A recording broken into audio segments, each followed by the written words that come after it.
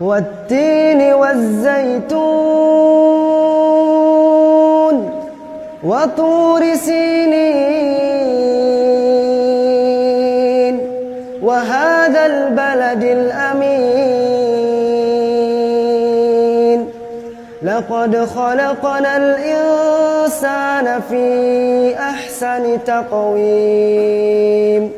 ثم رددناه أسفل سافلين إلا الذين آمنوا وعملوا الصالحات فلهم أجر غير ممنون فما يكذبك بعد بالدين